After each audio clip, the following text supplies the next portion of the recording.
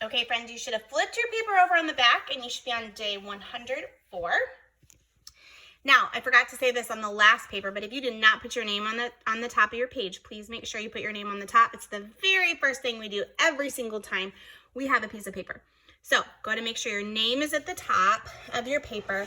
And if you do not put it on the top of your paper, flip it back over and go ahead and do that. Okay. Number 1 says, rewrite the sentence correctly. It's time to repaint this old chair. Okay, well, the first thing I know is I have to have a capital letter. So a capital I, T, and we have to have that apostrophe S because it's really stands for it is. We could say it is time to repaint this old chair. Remember, this is a contraction. When two words come together, we say they smash together.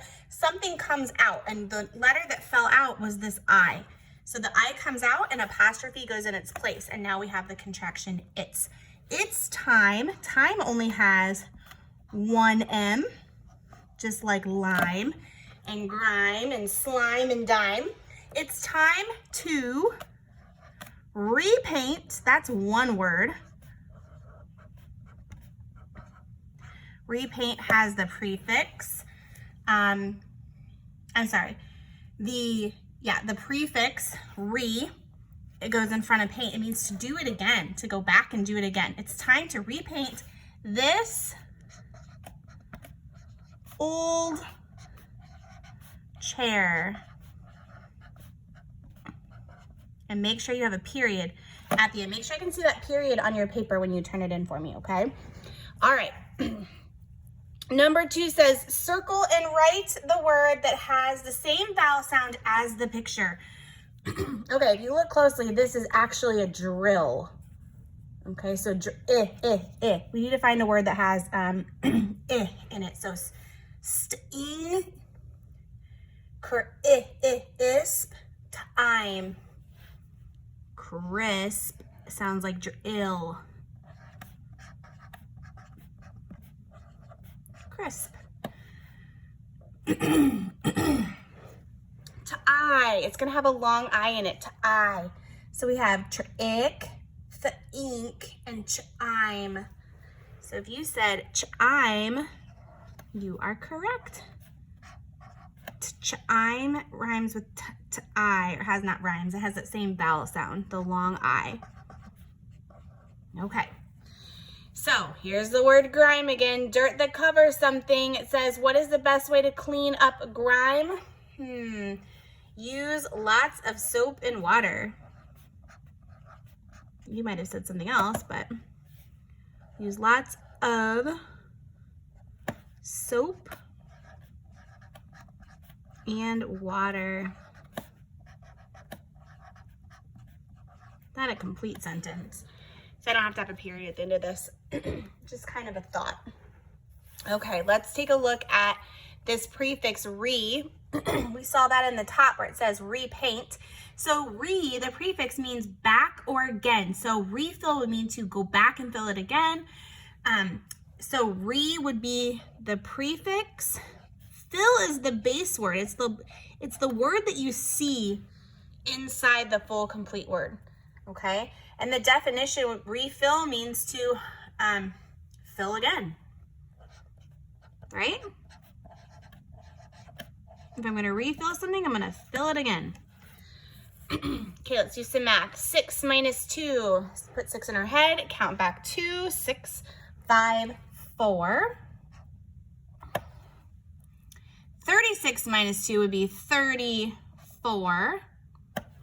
60 minus 20. All you got to do is really look at your groups of 10. So 6 minus 2 would be 4. So 60 minus 20 is 40. You put that 0 on the end.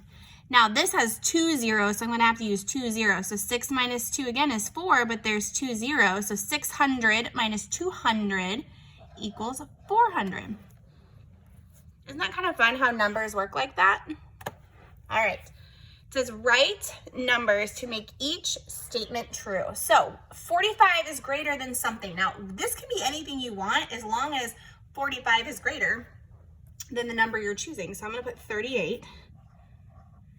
45 is less than, I'm going to flip the numbers around and do 83.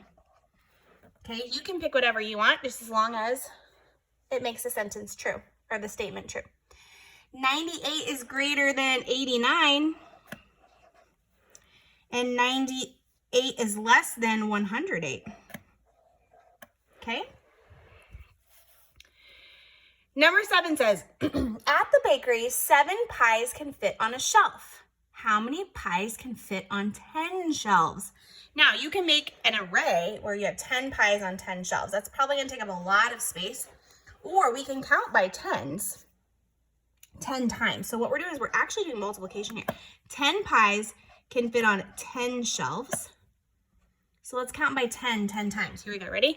10, 20, 30, 40, 50, 60, 70, 80, 90, 100. So how many pies can fit on 10 shelves?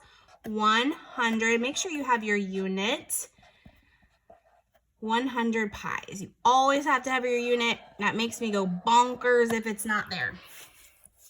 Okay, let's count up these coins. I know it's hard when we can't actually see the coins when they're black and white like this, but look for clues. This coin looks large. It says determine the value of the group of coins. Don't forget the cent sign. I'm going to just put that there because I want to make sure I'm not going to forget it. Okay. These 2 coins are really large. It has the eagle on the back. That right there is going to be your quarter. Now, they gave you another hint. Quarters are not always going to have that eagle on the back. They ended up making new coins that have different states represented on the back. But we know that this is a quarter and this is a quarter. So I'm going to put the value on the bottom like we do at school. So a quarter is worth 25 cents. This quarter is worth 25 cents. Let's do the values and then we'll go back and add them up. Okay, there's a clue right here. Let me zoom in as best as I can. It says on the bottom, 1 dime. If you know what a dime is worth, that should be pretty easy, cheesy, lemon squeezy. A dime is worth 10 cents. Okay, this is also a dime. See how they're the same size? So use your clues. This one right here says, in God we trust. This is a nickel. It's 5 cents.